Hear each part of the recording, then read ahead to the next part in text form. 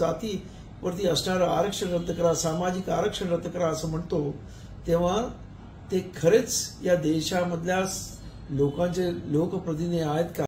सुप्रिया सुळे यांनी नको त्या विषयावरती आपली विद्वत्ता पाझळत व्यक्ती कोण आहेत त्यांना खुश करण्यासाठी भाष्य करू नये. बौद्धांचं आरक्षण सुप्रिया सुळे संपवायला निघालेत. आर्थिक निकषावर आरक्षण पाहिजे, जातीवर आरक्षण नको. सुप्रिया सुळेंच्या या विधानावर आंबेडकरी समाजामध्ये संतापाची लाट पसरली. सर्वच स्तरावरून आंबेडकरी समाजातून सुप्रिया सुळेंवर टीका करण्यात येत आहे. सुप्रिया सुळे हे विसरलेत की बाबासाहेब आंबेडकरांनी दिलेल्या राजकीय आरक्षणामुळेच आज ते खासदार होऊ शकतात. आंबेडकरवादी असल्याचं ढोंग करण्यामध्ये राष्ट्रवादी काँग्रेस शरद पवार पक्षाच्या खासदार सुप्रिया सुळे यांच्यावर रिपब्लिकन सेनेचे अध्यक्ष आनंदराज आंबेडकर यांनी सुप्रिया सुळे यांना केले आव्हान. सुप्रिया सुळे यांच्या वक्तव्याने हे सिद्ध होते की ते लोकशाही संविधानाच्या विरोधात आहेत. सुप्रिया सुळे यांनी नको त्या विषयावरती आपली विद्वत्ता पाझळत आरक्षण हे आर्थिक विषयावर द्यावं अशा पद्धतीचं भाष्य केलं. खरं म्हणजे या देशामध्ये आज सुद्धा जाती व्यवस्था आहे आणि जाती व्यवस्थेचं हजारो वर्षाचं आरक्षण त्या आणि त्यांच्या सोकॉल्ड उच्चवर्णीय लोकांना मिळत आहे. त्याच्याबद्दल आज कोणी भाष्य करत नाही, कोणी आरक्षण ते रद्द करण्याची गोष्ट करत नाही.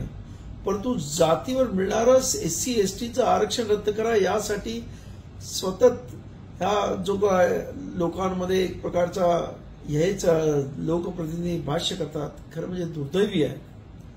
माझं असं म्हणणं आहे की शतकानुशतके या देशामधल्या या दीनदलित गोरगरीब आणि दलित समाजाला अन्यायावर त्यांच्यावरती झालेले असंख्य प्रकारचे जाती व्यवस्थेमुळे अन्याय असतील, त्यांना ज्ञान, संपत्ती, जमीन याच्यापासून वंचित ठेवलं.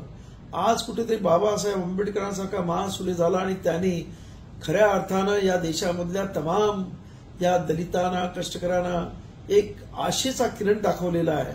आणि त्या रिझर्वेशनमधून आज कुठेतरी ह्या सर्व समाजामध्ये जागृती येत आहे, शिक्षण मिळत आहे, कुठेतरी त्यांना नोकऱ्या मिळत आहेत. परंतु असं असताना सुद्धा आज अति उच्च शिक्षण घेतलेल्या माणसाला सुद्धा अजूनही जो सन्मान मिळाला पाहिजे तो मिळत नाही.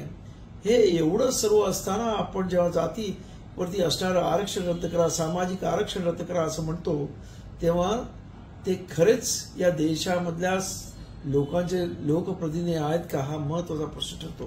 आणि म्हणून माझं असं त्यांना सांगणं आहे की आपण भाष्य करताना विचारपूर्वक करावं. समोरच्या व्यक्ती कोण आहेत त्यांना खुश करण्यासाठी भाष्य करू नये. आपण एक जबाबदार लोकप्रतिनिधी आहात आणि त्या पद्धतीने भाष्य करावं.